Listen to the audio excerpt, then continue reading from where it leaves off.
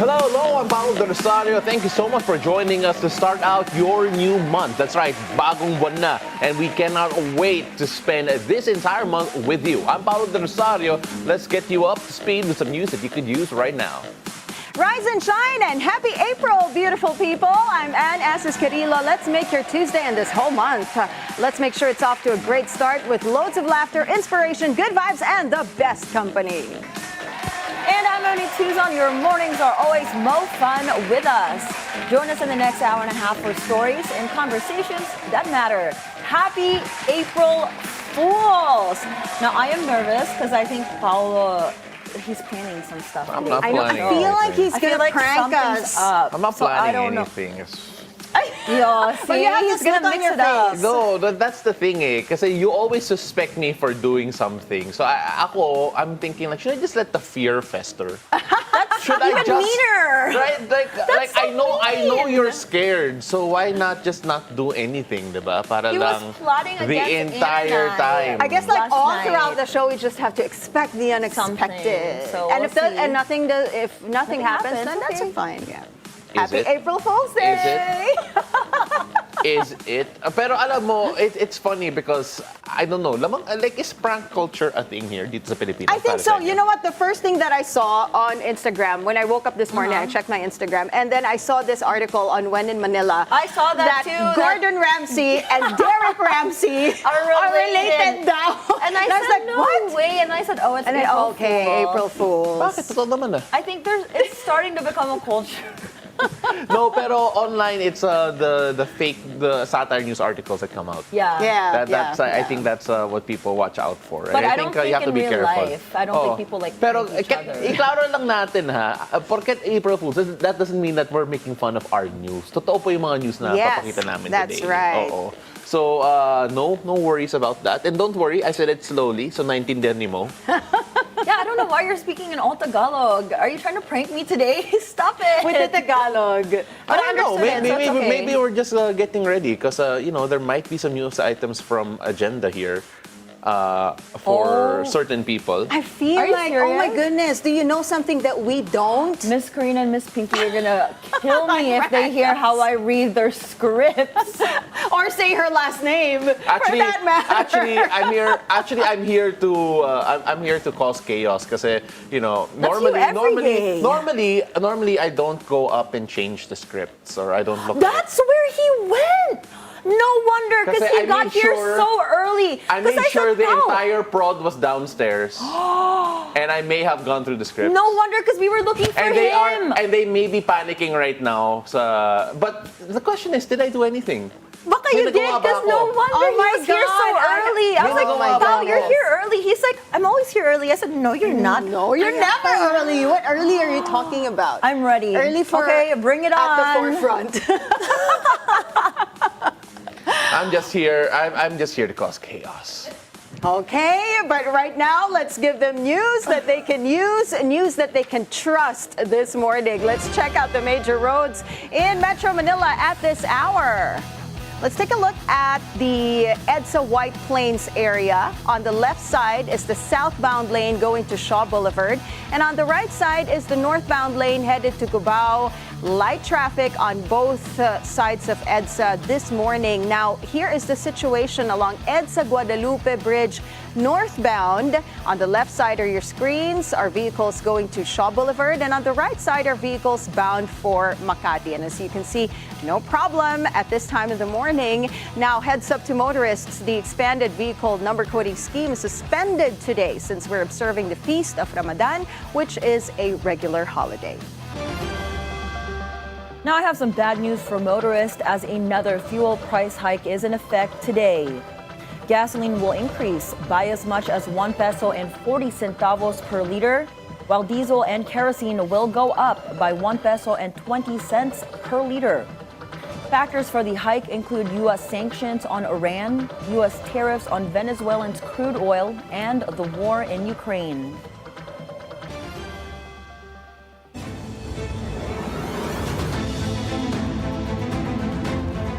Now let's find out what the weather is going to be like on this Tuesday. Paolo has today's forecast from Weather HQ. Take it away, Pao.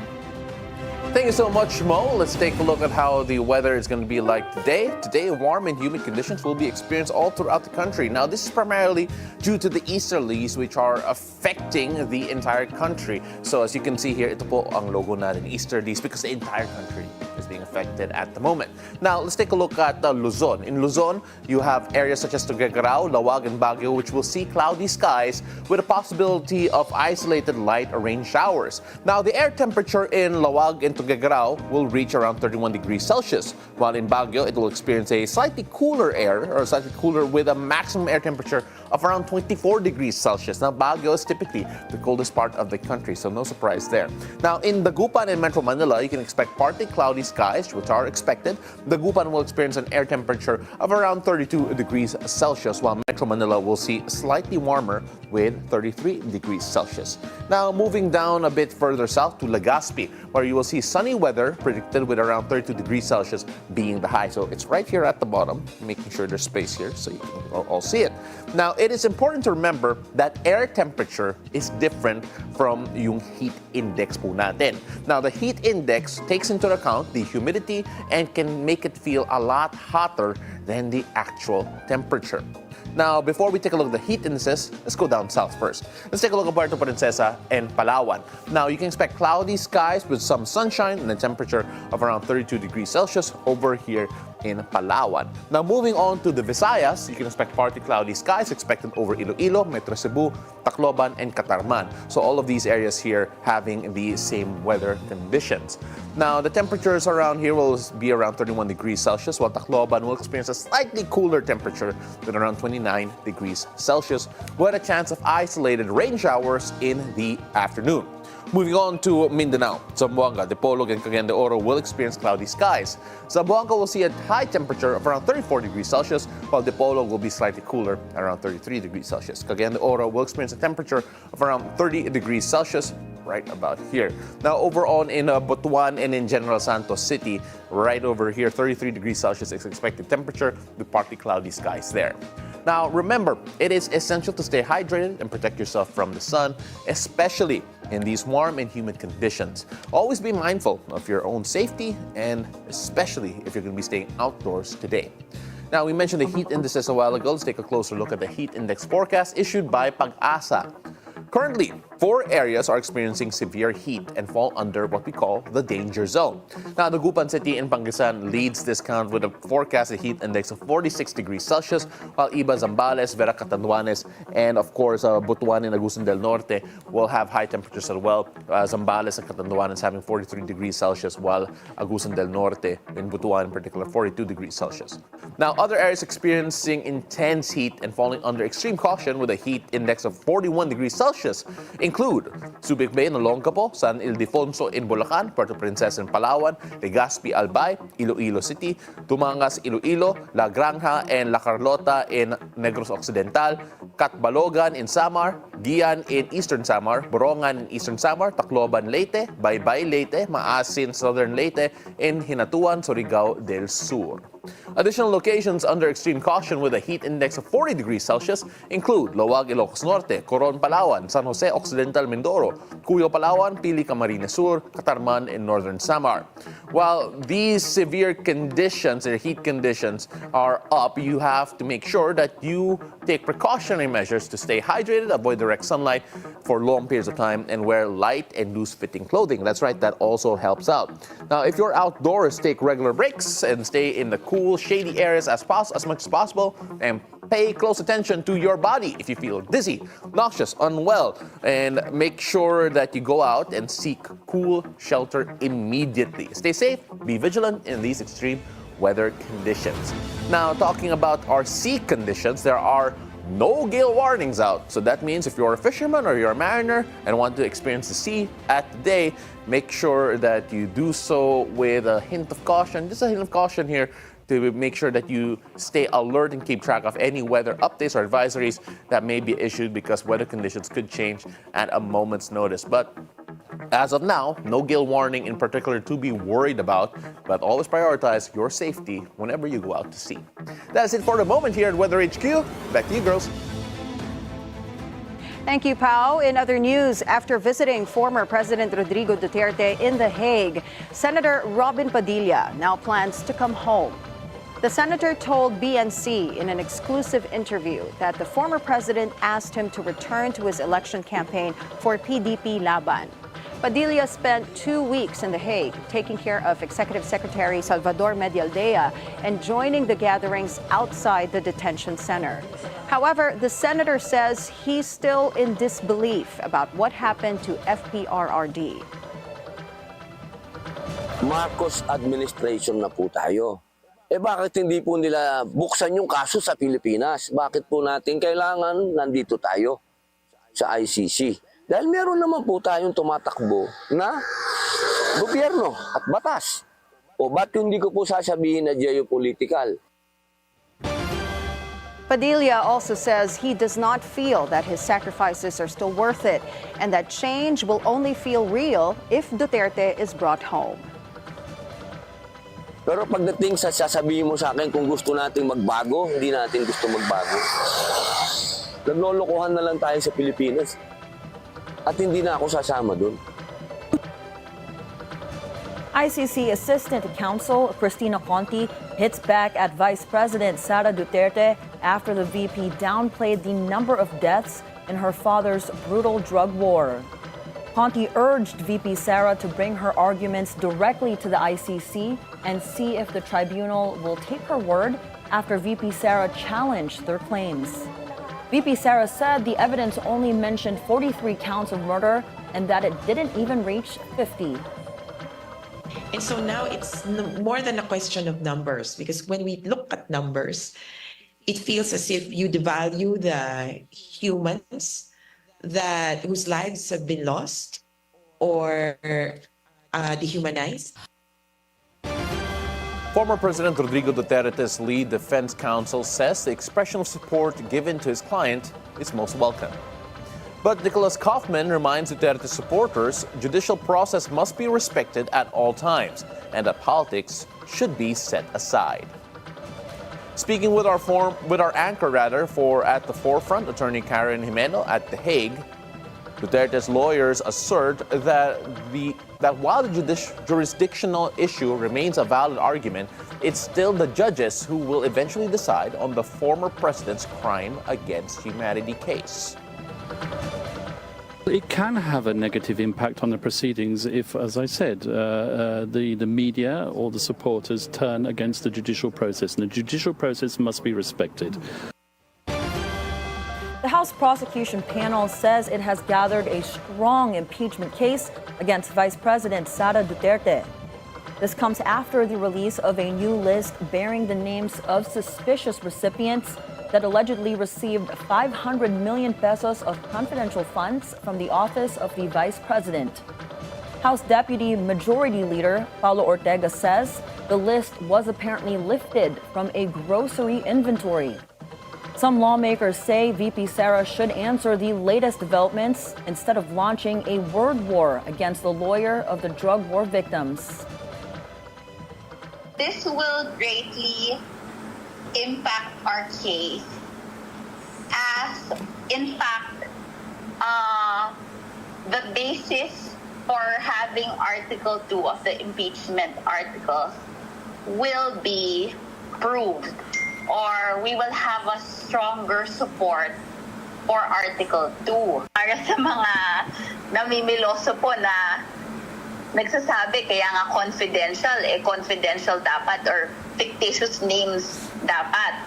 Having confidential funds does not automatically allow an official to use fictitious names. The use of fictitious names for confidential funds, usually the real name of those names hiding under the real name of those hiding under fictitious names are usually given in a sealed envelope.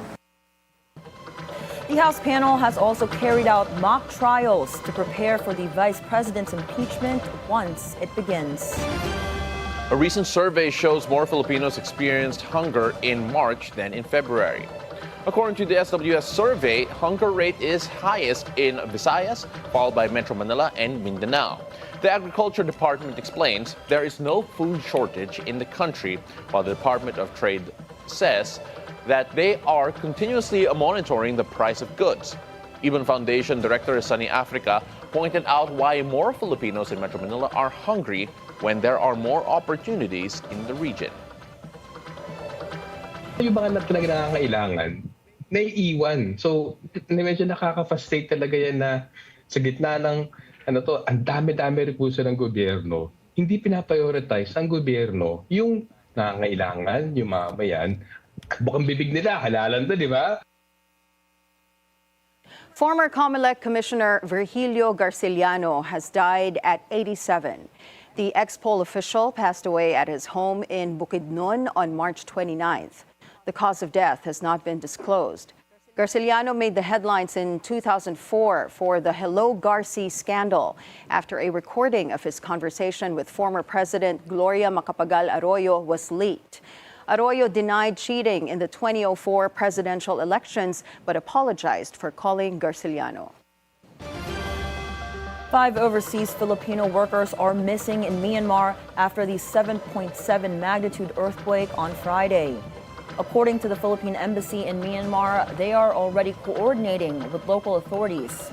Today, 114 Filipino humanitarian mission contingent will fly to Myanmar. They are joined by an emergency medical assistance team and search and rescue teams.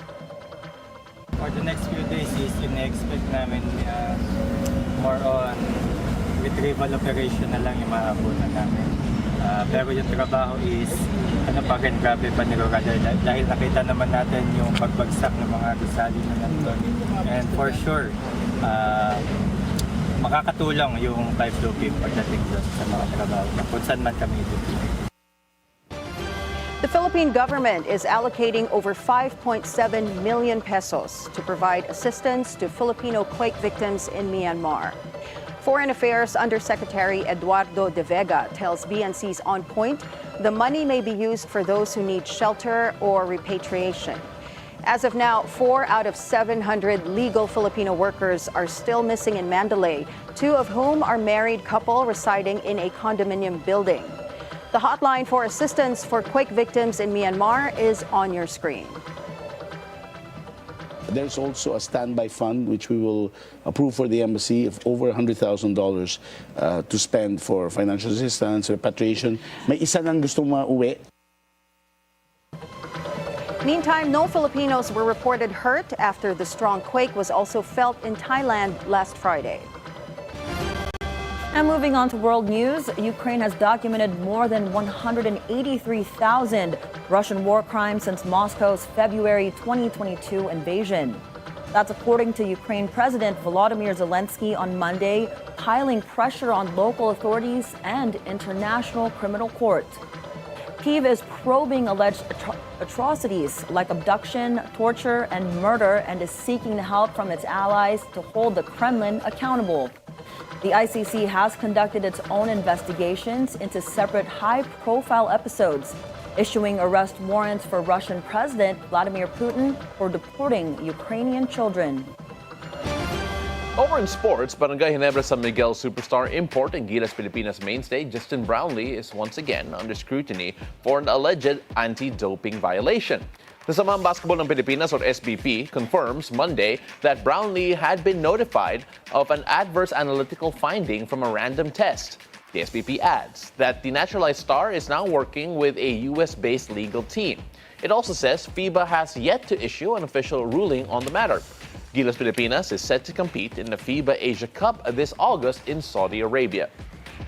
The development comes days after Ginebra lost to the TNT Tropanggiga in a grueling 7-game series for the PBA Commissioner's Cup title. Brownlee previously served a 3-month suspension after he tested positive for carboxy-THC during the 19th Asian Games back in 2023. Now there's nowhere to go but up for Filipino tennis star Alex Ayala after a Cinderella run at the Miami Open. Ayala is now officially 75th in the latest WTA World Rankings from a previous rank of 140. The Miami Open semifinalist became a crowd darling following her conquest of 3 former Grand Slam champions, including world number 2 Iga Świątek. On Instagram, Iyala says that the real work starts now after her dream run in Miami. She adds her impressive stint has opened both opportunities and new obstacles. Now in entertainment, an emotional Kim So-hyun faced the media as he denied allegations that he dated the late Kim Se-ron when she was underage. On Monday, the actor tearfully said that he could not, quote, admit what is not true. The 37-year-old actor explains he dated the actress 5 years ago for about a year, but not when she was a minor. The age of consent in South Korea is 16. He has lost sponsorships then and deals, including with Prada, amid the controversy over his relationship with Kim Se-ron. The 24-year-old actress was found dead at her home in February in an apparent suspected suicide. British Prime Minister Keir Starmer backs the decision to make the Netflix series Adolescents available to watch for free in schools across their country. The 4-part show explores how online influencers such as self-described misogynist Andrew Tate can shape the views of children hooked on smartphones and drive them to violence. Adolescents co-writer Jack Thorne believes children should not have smartphones until they turn 14. He also said toxic masculinity and so-called incel culture that breed hatred towards women and girls is a growing crisis. Renowned filmmaker Hayao Miyazaki's comments on generative AI resurfaced after ChatGPT adds new function copying his iconic art style. The co-founder and chairman of Studio Ghibli called the technology an insult to life itself and that he would never wish to incorporate it into his work. Fans of Studio Ghibli have also given their criticism of the AI-generated content, calling it soulless and an insult to the studio's legacy. Well, just take a look at all of the AI out there. Unang-una, I posted something yesterday at Studio Ghibli. You did? AI generated. Why? You're it's part cute. of the problem. But can I just say, as much as I think that it's a problem that people are copying it, I hope that actually encourages more people to watch Studio Ghibli's work because it is an iconic art style that literally takes years to make, like to the point that especially crowd work takes, I think, a year or 2 to make. Yeah. Just a reminder for those out there who has not seen a Studio Ghibli film, go out and check it out because it is incredibly deep, not just the animation style, but the writing. Until now, I am still traumatized by Grave of the Fireflies, which is one of the more deep films that they've had. I think it's about post-World War II Japan from the view of children after the atomic bomb attacks. Oh, that's crazy. It's insane. So, have you seen it, Anne? No. I mean, but my personal favorite growing up was Princess Mononoke, the one with the wolf. It's about environmentalists would like that. To be honest, I think you should check that out. But then, in general, it's fantastic. So yeah, and the style of Ghibli is very original. It's very Ghibli. So that's very why, Ghibli. Very Ghibli. There's no other way. That's why we have this argument whether copying this original style by the AI, by ChatGPT, if it's legal or not. That's why we're having this argument. I think because art style, there's no problem copying with art style simply because, like for example, when you draw anime, Japan doesn't necessarily have a monopoly on it. Like there's anime-inspired Western work, like Avatar. Avatar is not made in Japan, but it's still anime-inspired. Yeah. So I don't think that art style necessarily means that you're copying or you're plagiarizing. Could be inspired by. But if you create a film, for example, in Studio Ghibli style using only AI, then that's problematic. Instead of just an image, right? But I don't know. There's just so much. There's so much. Anne's very anti. You can She's very tell her anti-AI. face. She's very anti-AI. Yeah, I mean, replacing the artwork, replacing creatives replacing talents in the industry. I don't support Well, that. actually, there was an article I read over the weekend that in I think the next 50 years, I think 50 It's not years 50, it's 10. Oh my gosh, it's 10 It's years. 10 years. AI is going to replace almost everything. Teachers, doctors. Yeah. Well, they'll it be depends how it's used. But syempre, pag usapan AI, Anne is on fire. I Yes, know. she is. Anne is anti-AI. Very anti. And I. But let's move on. Our first guest this morning, guys, is an actor and singer now turned into a music executive. We'll catch up with Guji Lorenzana as he gives us a sneak peek on what goes in the inner workings of the music industry. Stay tuned. It's a beautiful day. We'll be right back.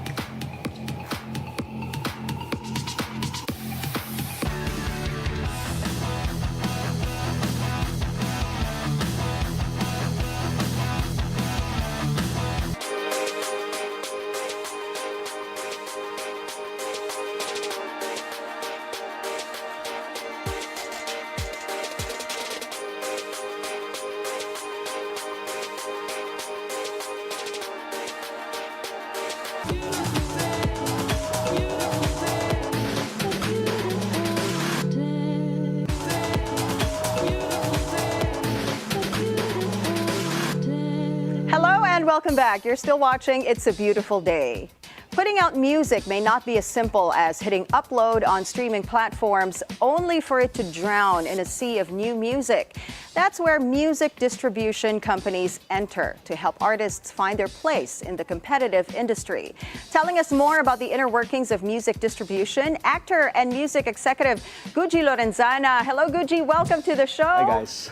Nice to be here. You know what, Guji, I was looking at a reel of yours this morning, calling on new artists and established indie artists as well, because Symphonic Distribution is here. You are the territory manager of Symphonic Distribution. Let's talk about music distribution. How does this work? How does this help artists here in the Philippines? And how different is this from music labels? Yeah, that's a great question. I mean, I had this conversation with my friends, my dad, my titos and titas, about they don't really understand what music distribution is. So the easiest way for me to explain it is, if you wanted to, let's say, if you had a product and you want to put it into a store, then you use a distribution company to be able to put your product into the store. So in this case, the stores here are Spotify, our Apple Music, our YouTube Music, and the way to deliver your product, your music to those stores would be through a distribution company. Okay. Yeah. And when you obviously when you do that, I mean, you have a background in all of this as being a performer, being an actor, working with music. But then, how would you say all of those experiences has contributed to the role that you have right now? Does it give you a better understanding of what the artist actually needs, considering everything that they have to go through? I think so. I moved here from the United States in 2006 to pursue music. Yeah. So I was an independent artist for a while before joining Star Magic to become an actor. But during that time, distribution was mainly physical. Yeah. There was no digital distribution yet for music. Right. But going through that process, syempre, I understood the struggles that an independent artist goes through. So I think that gives me a bit of an edge in how to attack the business. Okay. And also how to help artists that are independent, that are trying to find their way into the industry.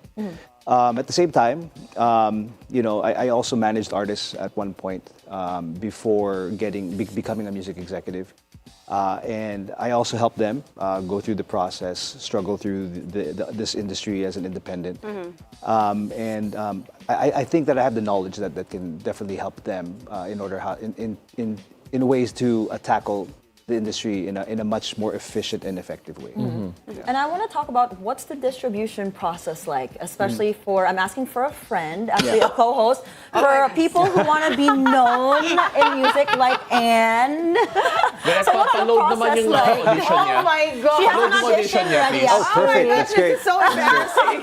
That's great. But yeah, what's the distribution process like for Anne, for example? Yeah, well, I mean, there are many platforms out there now to distribute your music.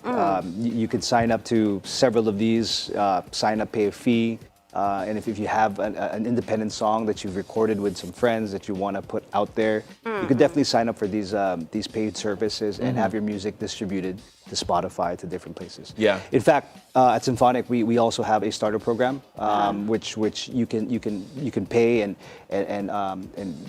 have a chance to distribute your music to Spotify and all these different platforms globally.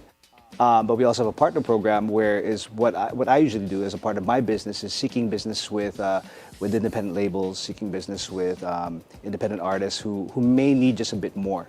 Yeah. Or probably just who are a bit more experienced, who have been in the game for a bit longer and just kind of need that extra push and that extra kick to kind of push their career even further. Not saying that if you're starting out you have no chance, because everybody needs a moment. And if there is a moment where your music ends up skyrocketing because of that specific moment, whether it trended, whether somebody huge shared it on TikTok or any social media, then you should capitalize on the moment, and start to release more music. And then generally speaking, I think we just live in a really great time for independent music and just for music in general, because if you're inspired to do something or inspired to write a song and you feel like you want to let people know about it, it's not hard to do that anymore. Yeah. We have access to social media and access to all these different platforms. Like Symphonic is one of them. And being able to do that, just the artists can be as creative as they want. They just have all the tools ready for them to do that. Where in the past it was a bit more difficult. Yeah. You weren't able to just sign up with a distributor and distribute your music. You couldn't just put your CDs out there. Right. But I remember back in the day, I would burn my CDs and hand them to friends. Of course. We would do stuff like that. Iwan mo sa Tower Records. But yeah, I mean, now it's more accessible. Yeah. So it's a great time for independent music. I believe. So as our production loads the audition of Anne for you, one of the things that I find really interesting is that there is just so much content out there today. When I mean content, like all of these people who want to get into music use their social media platforms, and sometimes it just goes viral from there and it becomes a life in its own. I remember just talking to a bunch of people in production in general, especially those who work in TV or in film. There's just so much TV, there's so much film out there these days that sometimes you don't have time to watch them all. I can only imagine it's the same for music, considering that you're there to help out distribution in terms of distributing, but at the same time, it feels like is there a bit of a, how do I say this? You have to get a certain artist first because there's just so many ways to distribute, and there's just so much talent out there that it feels like if you don't hit a certain talent first or promote certain talent first, you're right on the money when it comes to that, and that's where I was going to allude to in what I was talking about. Was even though it's so accessible to release music, it's just how do you shine? How do you stick out amongst all the many artists that release music every single day? One of my prior positions when I was working, starting out the music industry, I was a programmer for for YouTube Music. Yeah. So I would be the ones to pick and choose some of the music that would get playlisted. Diba? And that's a hard job. And that's a hard job, a really hard job. Because every week you're listening to a bunch of songs, you're reading a bunch of pitches, and you have to pick and choose which one would you want to kind of promote within the country, right? So the editors even have a hard time at the DSPs. The people at the DSPs have a hard time trying to pick and choose what songs stand out. So artists have a hard time having to create a pitch, having to do all these things that they need to do in order to shine. But yes, that's very difficult. I think you guys were talking about AI earlier. You guys were talking about artificial intelligence and where things are moving. As far as technology is concerned. With so much, I would say, fake out there, I think the best way to shine today is authenticity. And that is the only way, I think, nowadays. People get hooked onto stories, onto people's journeys, and we see that all the time, and that's one reason why a lot of our Filipino heroes globally are tennis and in different Yeah, sports, Alex, etc., are attaching, like we attach ourselves to them as part of our culture because we like seeing people rise up, diba? And I think it goes the same with being an artist. I think that you have to tell your story, you have to be authentic. You cannot really follow the trend. I think it's about standing out. That's how you will stand out. If you jump on a trend, there's hundreds and thousands of people jumping on the same exact trend, so if you really want to stick out and be a true artist, be true to yourself, and that's where it starts. Yeah. Now that you're talking about, these technological advancements and AI coming into the picture, how do you think this will affect, the local music scene and the music scene across the globe? Yeah, that's a great question. Symphonic is one of the few, I think, companies in this distribution space that's really tackling AI in such a very effective way. We're very proactive in it, and it's great. I think we have to accept the fact that it's a part of our culture today. We have to accept the fact that it's a part of music creation and the things that we do. But now we're at that point, at that crossroads where we have to figure out now what is accepted, where do we give credit where it's due, how do we go about that? So I think the only way for us to adapt is to really adapt to it. And like you said, that we have to figure out a way to understand what this model will look like. We have to understand what the future can become for AI and music creation. But at the same time, we have to also celebrate and make sure that artists are well compensated. Yes. That they get the credit where it's due for themselves. And we're taking steps in order to do that. I think Symphonic, we have some of the best options out there as far as music distribution is concerned. One of my goals for Asia is to make sure that every artist gets what they deserve when it comes to streaming royalties and their splits. That we make sure that they are credited. There's not a day that goes by where I'm working through copyright issues and things like that because we really, really want to make sure that our artists get the credit and the compensation that they need and that they deserve for the credit that they've made. So I think we're doing a great job there, and I'm hoping to bring that and spread that out all through Asia, the Philippines, and everywhere that I'm overseeing for the company. So we've been around since 2006. It's been a great transition for me as an artist to be here because, like you've mentioned earlier, I have kind of the knowledge and I understand the struggle of the independent artist. Yes. But I haven't left showbiz. So you're still in showbiz. Yeah. So let's talk about your background. So you're an actor before, and I believe you're also a DJ of our sister company. Yes. You're in Mellow 94.5. So can you talk more about your... Seven. Oh, okay. It says 94. No, it's 0.7. 0.7. Yes. Okay, that was not on me. Okay, I was just reading my notes. But anyway, can you talk more about your background and how you decided to make that switch to become a music distributor? It's interesting. With Symphonic, when I was in college, tagal na, this is 2001. It's not too long ago. Not too long ago, yeah. I was actually working for a distributor. I was working for a company called Valley Media in the United States. Okay. That was the distributor of like Death Row Records, like that, but fully physical music at the time. So I had the experience in it.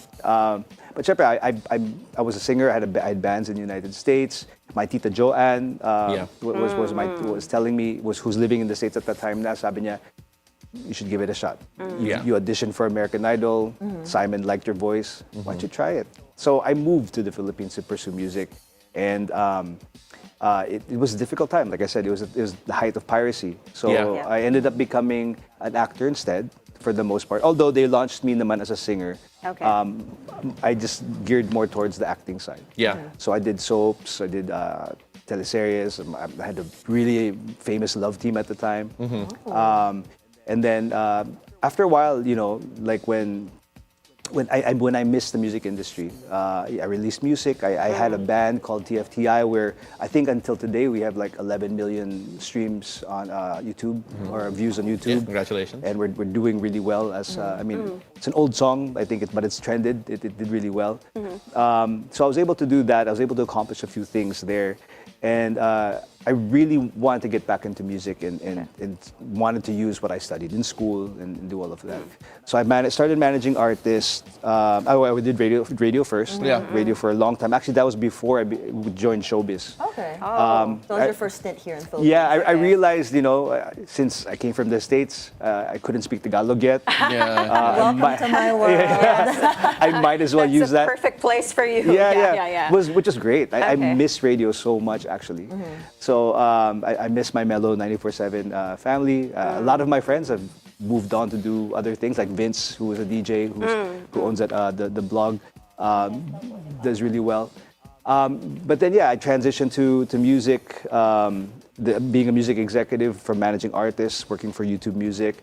I was heading the biggest distributor in the world for the Philippines, and then moved on to the Symphonic, where now I'm in charge of all of Asia. Yeah, Guji, it's just so great just hearing about your journey. I mean, like I was telling you off air a while ago that I actually caught a play of yours back in 2008 when you did West Side Story. But at this point, we did promise our viewers something, which was the audition tape of Anne. Oh my goodness. Here's the thing: we don't know how to pitch properly. Yeah, so can you tell us what an example of a good pitch would we're running out of time, so it has to be an elevator pitch. Okay. So what I'm going to present to you here is a bit of a throwback to a time wherein, music, at least Filipino music, it felt more romantic in a way. And Anne's voice really brings it out. I can't say what it is. Maybe it's the old-timiness. This maybe is my it's April Fool maybe prank. it's This was the prank I was Naalala ko waiting dati for. kasi like there's a certain tone that only exists at a certain time frame, and we brought it to 2025. All right, so ladies and gentlemen, this is the Oh my audition tape of God. Anne, Why which we is played this over her happening to birthday, me? but now we're playing it for music executive for her as a late birthday gift. And mind you, she does this almost every morning. Wait lang, She has a wait lang. concert. Wow. Itago mo ako sa lilim ng iyong pagmamahal. Limutin ang mapaglarong ginang ng tagumpay. Sa piling mo ngayon, ako'y bituing walang ningning.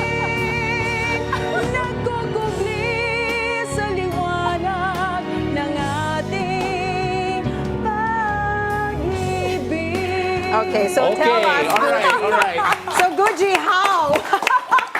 Elevator we pitch market us. this? How can Yes. we sell that? Well, if this was the voice, I would be a Turner on Yeah! for that. Yeah. No, that's great. You could feel the authenticity in her voice. The performance was wonderful. You know that there's layers there. You know that it's just not. I'm just not a singer in the shower. I'm a singer in the shower. in real life. Yeah, exactly. Alam mo yun? So I feel like there's something that wants to come out that you want to come out of this. And Oh my goodness. maybe you just haven't pursued it properly. This yet. is Okay, her Guji, let's moment. work together. I It's am- going to be your new collab. She's acting like she's so embarrassed, but she's like, am let's work embarrassed. together. I can't wait. Kasi that was meant to be an April Fool's joke, but then I hope mga anak to. And we're just so happy you came on this morning. Thank you. And we really appreciate it. And it's so educational learning more about music distribution, especially today with all of the Spotify, YouTube, and all of that. It's so fantastic. Thank you so much for joining us. Thank you. Thank you so much. Thank you for joining us this morning. Actor and music executive Guji Lorenzana. Thank you very Thank you much. so much. Bago niyang talent. Hey, don't leave us, ha? Baka she won't be here na anymore. Musical guest na lang siya from Oh yeah, actually, every day, musical guest, she'll open the show. I always open the show with a song. Oh my gosh. Well, coming up next, guys, a scientist and content creator is on a mission to help fishermen across the nation while making science accessible to students. Our conversation with Dr. Chona Abeledo is next. It's a beautiful day. We'll be right back.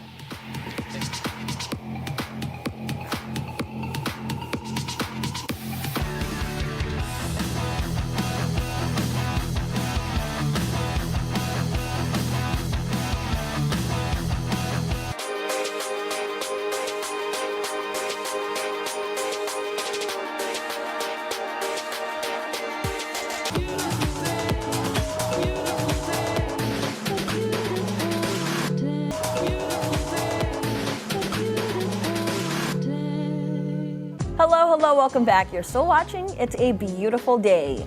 Now, our guest today is on a mission to empower fishing communities across the nation while also making science cool and accessible for the next generation. Joining us live in the studio is scientist and content creator Dr. Chona Abeledo. Doc Chona, good morning. Good morning. Good morning, everyone. It's so exciting that we have a scientist here. You know, we just did a quiz bee the other day, and science was my favorite trivia topic. Oh, that's awesome. And I also learned that science here in Tagalog is ciencia. So you created a program, you know, playing with that word, she and sha. Right? Is that correct? Yes. So what decided you Good job, to... Mo. Thank you so much. Thank you so much. What decided you to create that, and what are the impacts of creating that program here in the Philippines? Well, Shiansha is a pandemic baby. During that time, a lot of us were stuck at home. And as a scientist and also an educator, we were starting to learn how to shoot our videos so that we can teach our students remotely. But sadly, during that time, you know, fake information was all around, and it was getting very frustrating for the scientific community in the Philippines that a lot of this wrong information was spreading. And so rather than just stay at home and complain, I decided to take up the challenge and figure out, you know, why not start a science channel for Filipinos? Because we don't really see that a lot these days. True. Yeah. And we're hoping that through the show, we can make science more accessible to the Filipino people. Yeah. I just, first of all, I want to jump in. The Tagalog of science is agham. Oh my gosh, I thought it was ciencia. But people actually use ciencia. Yeah, they do, but yes. it's technically But it's agham. agham. It's Yeah. agham. Yeah. It's like how chair is actually salamput. But anyway, That's too much for me that's on the side. I just had to clarify, para baka kasi may magalit eh. But when we look at Filipinos, it's so interesting that you mentioned that there's so much wrong information out there today. It feels like it's so much prevalent right now. My favorite example is flat earthers. When it comes to science-based misinformation going out there. And so as you're combating it and targeting yung mga Filipinos, what do you feel are some of the myths that you find yourself debunking more often than not? Well, one of our more famous content usually has something to do with food. So, for example, whenever we eat a lot, people think that, oh, I'm dizzy because I'm having hypertension, I have high blood na. But it actually has a lot more to do with how the blood flows throughout your body. I mean, if you're sitting for too long, it tends to pool in portions that are constricted. And that's why when you suddenly stand up, you get dizzy. So we should eat standing up. Well, yes and no, I Okay. guess. There's benefits to it. Yeah. You would see that in other countries. But I think it's really, we shouldn't take too long eating, and we make sure that we're in a comfortable position when we're staying still for too long. Oh, that's so interesting. I know. Well, Doc Chona, you know, when I think of science and making it accessible and easy for people to comprehend, I think of Bill Nye, the science guy. Yeah, actually. Right? Yeah. So yeah. I think you're the Bill Nye, you're the Doc Chona, the science gal here in the Philippines. But how do you make science, because science is so complex, right? How do you make it simplified for your viewers to understand? Well, a short video, a 5 to 10 minute video is never really enough to comprehend science in general. But the idea is to make it interesting for people. You know, what's heartbreaking is when you talk to students about science and math, they tell you, oh, I'm not interested because it's hard, it's too complicated. But you hook the youth in by talking about the fun parts, the interesting parts, the parts that have relevance to our day-to-day lives. And I think by making them interested in some of these key concepts, they would tend to have more patience in trying to figure out the complexities that will come later on. You know, you're a STEM advocate, no, Doc. Science, technology, engineering, and mathematics, right? And of course, you represent, you know, the women in this, what do you call this? How do you call it? This division. Space. Yeah, this space, right? So, but still, you know, there are a lot of women in this particular field, but there's still a gender gap. You know, there are still more men, right? What do you think are, you know, the misconceptions that women may have that make them hesitate to take this field? I think what's interesting is when you mentioned the most popular science communicator, you thought of a guy, Bill Nye. I think one of the reasons why young women don't really think of themselves as a scientist because there's very little representation. The popular scientists on media is always Einstein. Right. In fiction, there's Iron Man. Yeah, but where yeah. are the female scientists, right? So I think we need to have more representation of women in media, portraying engineers, scientists, and astronauts. But I guess another factor is the field of STEM can be very physical. And here in the Philippines, I've always heard this statement whenever we go on field, like, Ma'am, kababae mong tao, bakit ka nandito sa putikan? Bakit ka nagbubuhat ng mabigat? It requires some physical prowess, which I think people would always associate to the male gender. But I think we women can carry our own weight. And I think it's about time that we shine in these male-dominated fields. Definitely. Yeah, you know, I love it. You're absolutely right.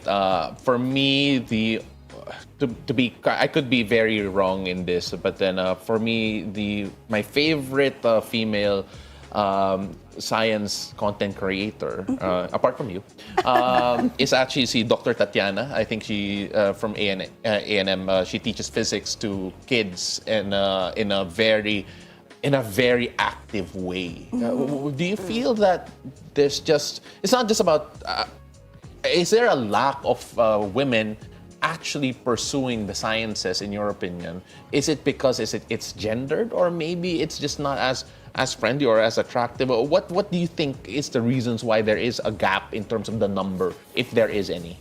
Well, when you look at the numbers at the level of college and even masters, you would see a lot of women in the STEM field. Yeah. But we see them going down as we go higher up in the ladder, in the administrative state and so on. And some of the reasons that have been ascribed to this is related to the traditional gender roles of women. Like a lot of us are, I guess the word is expected to have children at a certain age. Some of us are expected to stay at home and be homemakers.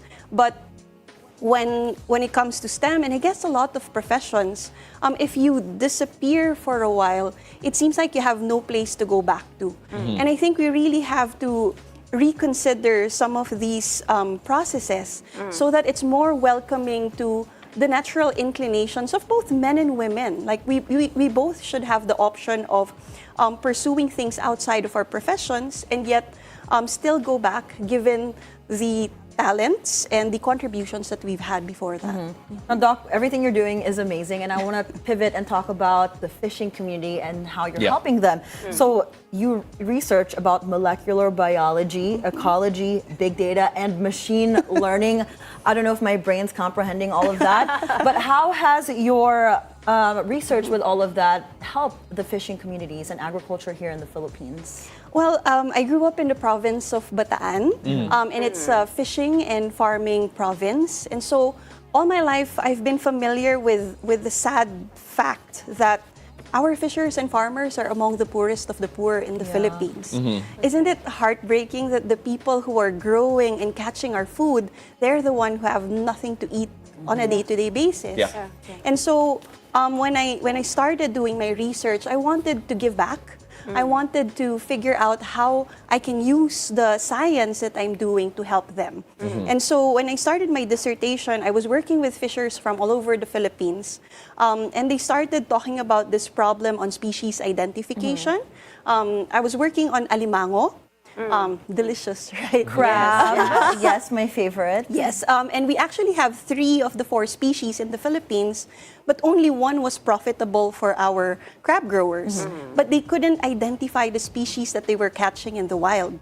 So being a millennial and inspired by Pokemon, I wanted to have a Pokédex for these farmers so that they just point the camera at the crab and they would know what it is. So cool. Yeah. Sorry, this makes me so happy. Like that sentence made me so happy. All right, please go on. So what I did was I used the molecular techniques that I learned in the lab to identify the species of crabs and then did image analysis. And with the help of my partners from the College of Computer Studies, we created an app called Crabbifier.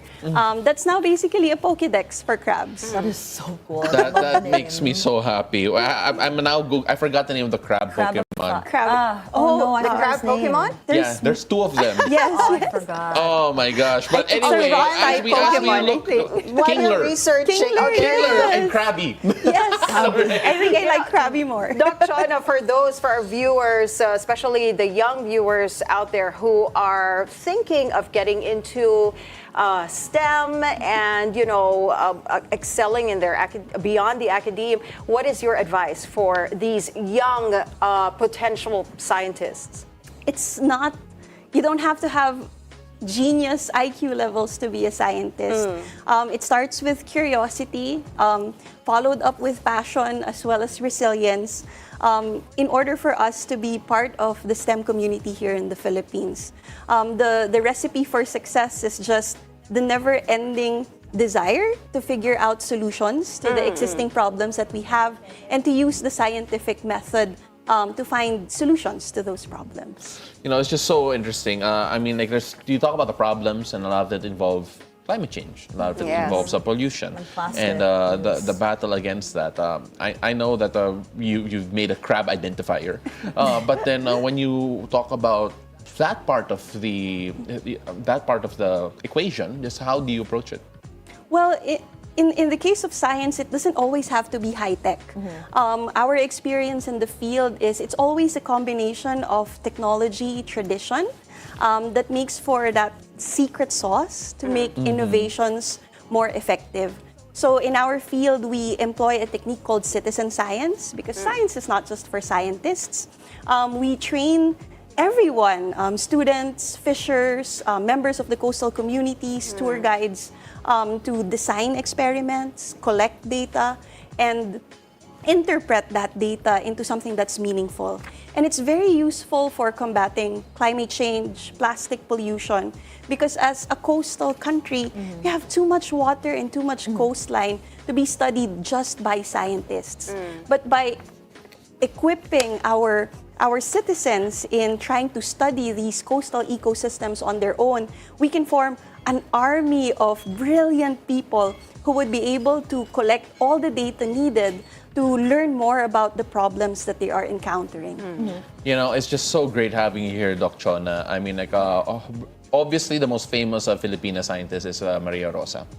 And hopefully, you can get to that level very soon in terms of with all the work that you're doing. We talked about Bill Nye a while ago. We talked about Dr. Tatiana, but then why not you in the future? Thank you so much for the education that you're providing, the help that you're giving, and encouraging and empowering all these young girls to get into science. Yes, we really appreciate it, Doc. For our viewers who want to reach out, maybe join your advocacies, where can they find you? Shiensha is on Facebook and on Instagram, and as well as on YouTube. So just join the word She and Ensha, and you'll be able to find me. Awesome. Well, thank you so much, Doc Chona. We really appreciate it. Thank you. Thank you. All right, so the series of earthquakes in Thailand and Myanmar has everyone asking, are we truly ready for the big one? The OST Secretary Renato Solidum will join us on Weather HQ live after the break. It's a beautiful day. We'll be right back.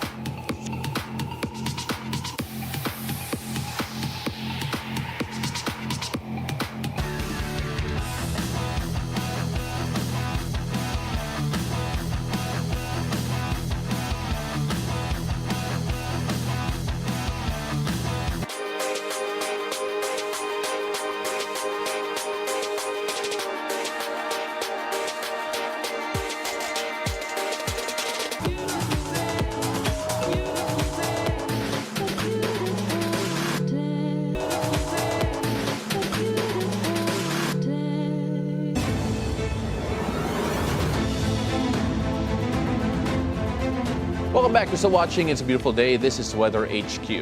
According to Fivox, the big one is the most feared earthquake that could strike at any time in the Philippines. It is expected to be triggered when the West Valley Fault, which runs through Metro Manila, begins to move. This quake could reach a magnitude 7.2 causing severe damage to infrastructure and lives. The recent 7.7 magnitude earthquake in Myanmar and Thailand on March 28 has reignited fears over the big one, especially for Metro Manila, where seismologists warn of a potentially destructive impact. To discuss the threat of the big one and what we should do to prepare, we are joined today via Zoom by DOST Secretary Dr. Renato Solidum. Good morning, Doc. Thank you so much for joining us, and it's a beautiful day. Good morning, and thank you for inviting me.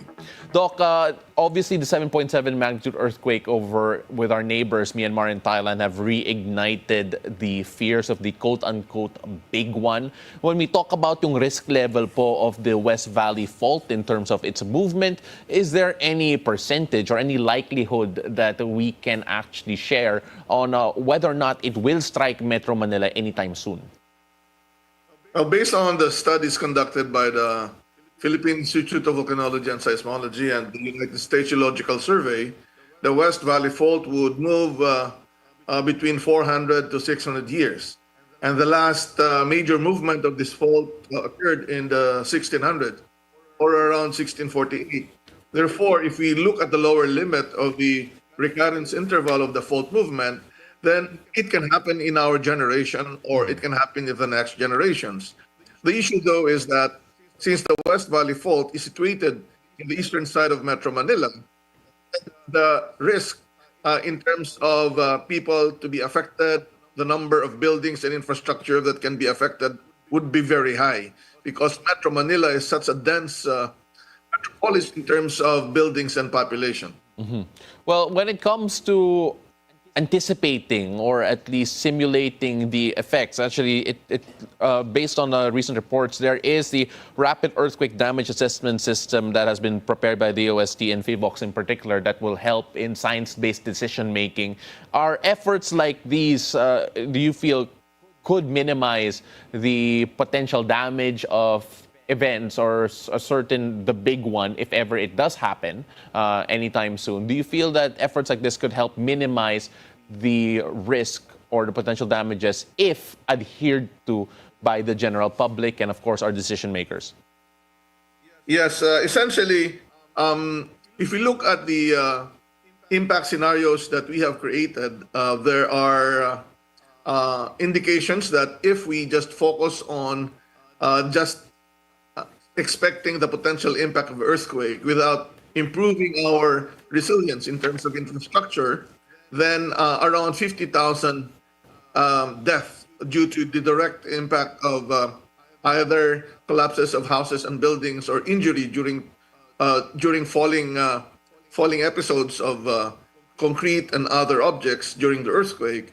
That would be 50,000 around Metro Manila and the surrounding provinces within Regions 3 and 4A. But if we also look at the potential very seriously injured, that would be around 25,000. But if we do something, then we would reduce the potential impact. That scenario is estimated for a nighttime scenario, but if in case the earthquake would happen during office time and school time, then we would see more of the effect on the schools and essentially the damage would be the same, but the population affected might be slightly different. You know, given the importance of building safety, Doc, we talk about the measures that have to be taken in terms of making sure that buildings are more disaster resilient and the infrastructures are disaster resilient. We've seen efforts at least from the national level, when it comes to standards at the moment for evacuation centers, making them sure that they are earthquake ready, flood ready, and so on. But beyond those particular centers, should the national government or even the local government units, in terms of keeping up the standards, is retrofitting major buildings or a lot of the infrastructure still possible to be able to withstand a 7.7 magnitude earthquake or 7.2 as is estimated with the big one?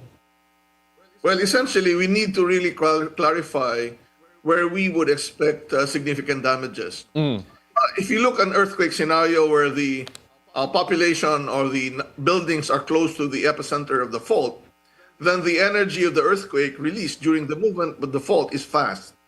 And in that sense, the lighter buildings, hence the shorter buildings, 1-story to mid-rise buildings, will be shaken more than the heavier buildings or the tall buildings. Now, this would then result to more damage and collapse to shorter to mid-rise buildings, and around 10 to 13% of the population of the residential up to 10 stories and mid-rise buildings below 30 stories would be affected by the scenario from the West Valley Fault. Now, in terms of the effect to very high-rise buildings, we expect very small damage. This would then show that with the high-rise buildings, we are very strict on the implementation of the structural code, plus the fact that owners would tend to make sure that these really follow the code, otherwise nobody would rent these buildings. So we also need to emphasize that short and tall buildings must prepare for a strong shaking. Let's take the case of Myanmar. If you look at the Myanmar damage, most of these are either residential or short buildings to slightly mid-rise buildings. But in Bangkok, which is so far away, the taller buildings are affected simply because as earthquakes are released near the epicenter, more of the shaking will be very fast. But as the earthquake waves move away, then it transforms to slower shaking, and the tendency is for the high-rise buildings to sway, and the liquid containers like liquid tanks, water tanks, and swimming pools will also be severely affected. That is why, if the talk is about the Metro Manila earthquake scenario, we need to emphasize that all types of buildings must prepare for the earthquake, especially the mid-rise to low-rise buildings, simply because there are many non-engineered buildings in Metro Manila. Now, on the government side, we have been preparing for this potential earthquake, and that is why, under the Department of Public Works and Highways, we have been retrofitting key government buildings like hospitals and schools, but these need to continue. The major problem now would be at the local level, where residential buildings are tremendous in number, and there are very old buildings constructed before 1992, and 1992 was the year when we really changed our building code for the better, so that we need to make sure that people understand that even if they have a bungalow-type buildings, they must be assessed for earthquake resistance. Sir, for the regular people who are not, unfortunately, decision makers when it comes to how their buildings are constructed, or those who aren't able to move around, there have been rather a lot of education efforts when it comes to how people should react or can react, or even having the proper go bag relief packages ready for certain earthquake scenarios. Is education the key way to get people ready for all of these? I remember, especially pre-pandemic, ang dami po nating mga earthquake drills, national earthquake drills, or Metro Manila earthquake drills in particular. Do these campaigns need to be reignited even further, considering just what happened in Thailand and Myanmar? Just a reminder of what could happen in Metro Manila, especially given yung time frame nga natin that hundreds of years ago was the last time the fault moved. I totally agree, but we need to make sure that it's not simply about how to properly react or respond during the earthquake shaking. We also need to introduce two things. One is to be able to assess the earthquake resilience or safety of a concrete hollow block house. So at the DOST-FIVOX, we created an app where we can assess the safety of your building for an earthquake by answering 12 questions. So you can actually Google how safe is my house app. And out of the 12 questions, these are very easy to answer. This pertains to the age of the building, the materials used, the design of the house, and if the code was followed. It's very easy to follow, and one would be able to have an appreciation whether their building is most likely to collapse or suffer significant damage. Second is to make sure that at the family level, at the household level, the preparedness that is being done in the school must also be done in houses, in offices.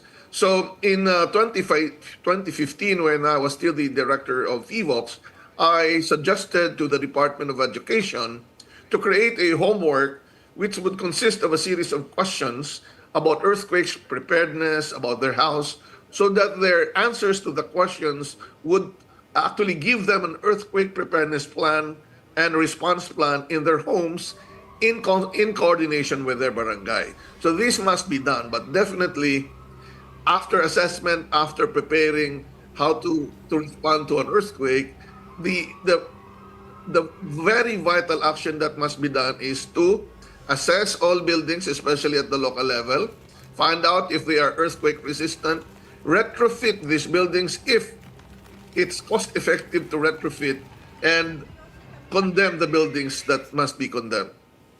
Thank you so much for joining us, Dr. Solidum. It is such an informative conversation, and hopefully we can talk to you live in the studio very soon. Maraming salamat po. Thank you so much. Thank you. And that's it for Weather HQ at the moment. Back to you, girls. All right, it's now time for us to find out if today is going to be lucky for us or not. Let's find out from our resident energizer and feng shui master, Hans Kua, in our horoscope of the day. Take it away, Master Hans.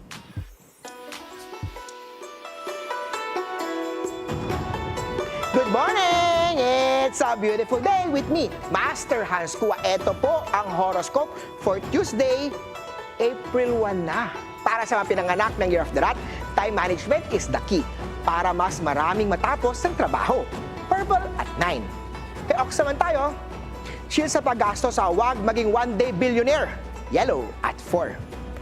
Tiger naman tayo, magplano ng mabuti para sa career growth. Gold at 2. Kay Rabbit naman tayo, hinay-hinay sa pagkain ng maraming sweet. It's bad for your teeth. Silver at 8. Kay Dragon naman be yourself, everyone else is taken. Yellow at 3. Kay Snake naman tayo, maglaan ng savings para sa spiritual retreats o Lenten pilgrimage. Red at 5. Ito naman! Care of the Horses, start your day right, eat healthy breakfast. White at 7. Kay Ship naman extra kita ba ang hanap mo? Ibenta mo na yung mga gamit na hindi naman kailangan. Blue at 6. Kay Monkey naman tayo, maglaan ng oras para mag-develop ng leadership skills. Pink at 9.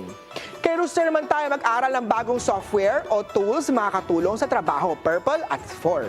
Kay Dog naman tayo, mag-ingat sa long-distance relationship, tiyaking malalim ang tiwala. Green at 1. Kay Pig naman tayo, teamwork makes the dream work. Gold at 2. Ako po, si Master Hans Kua. Paalala lang ito po'y patnubay lamang. Ang tunay na swerte ay nagsisimula sa pagiging totoo. Abangan ang horoscope of the day dito lang po sa It's a Beautiful Day! Thank you so much, Master Hans Kua. Okay, magpapag-garage sale ako because he said to earn extra money, I need to sell the things that I don't need. Master Hans is telling me to eat, have breakfast. So I ate. Master Hans, I'm just going to follow your advice. Send breakfast over. I'm also hungry. Mine is I need to learn a new software. Mag-AI ka, then away kayo ni Anne. Yeah, I know. Pwede naman. Well, I do love AI and then though. let's argue about it on the show. As a tool. As a to tool, assist. yes. But not, here we go again. Okay, that's it. That's all I'm gonna say. Because Anne will keep going. I know. This is how you get into a fight. We've got more stories for you guys after the break, so don't go away. It's a beautiful day. We'll be right back.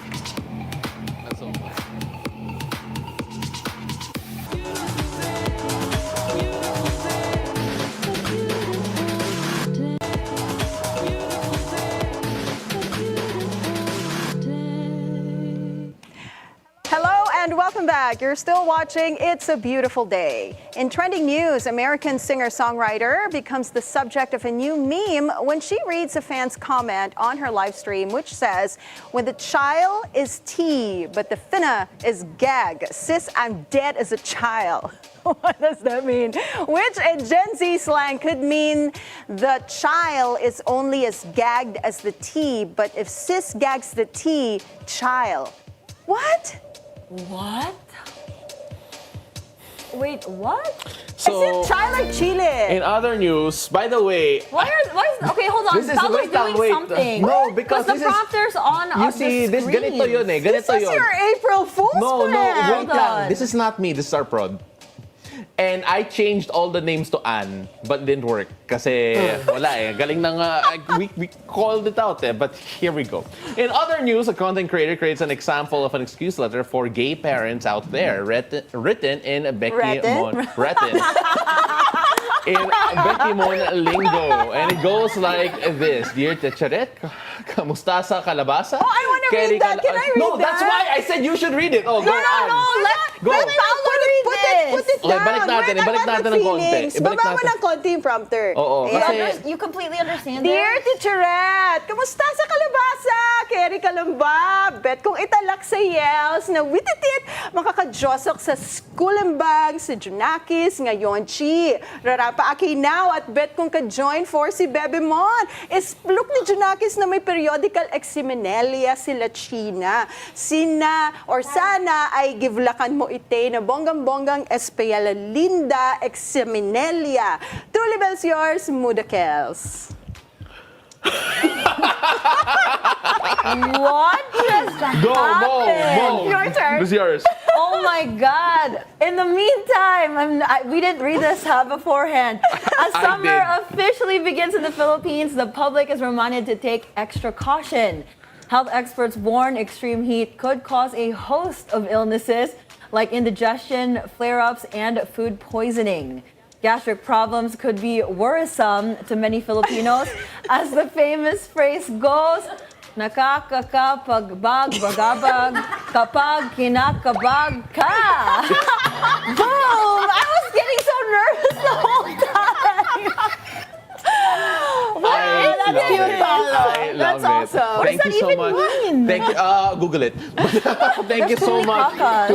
to our prod there for all of that. Wait a minute, I want to hear you say it. No, because you did it. Nakakapagpagabag. Oh, nag-practice siya eh. No, it's because it's the typical word that we ask foreigners to say. Nakakapagpabagabag. Yeah, nakakapagpagabag. Pagabag. All right. Basta parang kinakabag rin si Mo minsan, eh, no? But, ladies and gentlemen, that's it for us this Tuesday, April 1st. It was April Fool's. For those wondering kung ano nangyari sa last segment na yun, it is just all of us having a bit of fun here. And we hope you had a lot of fun, too. I'm Paolo del Rosario. Thank you so much for joining us today. I'm Anne Asis-Carilo. Make this last Monday, not my last Monday of March, sino nag-change yan? First day of April, unforgettable by choosing joy and spreading love and kindness wherever you go. And I'm Monique Tuzon. I hope you guys have a great Tuesday ahead. Join us again tomorrow at 7 a.m. to 8:30 a.m. only here on It's a beautiful day. She knows.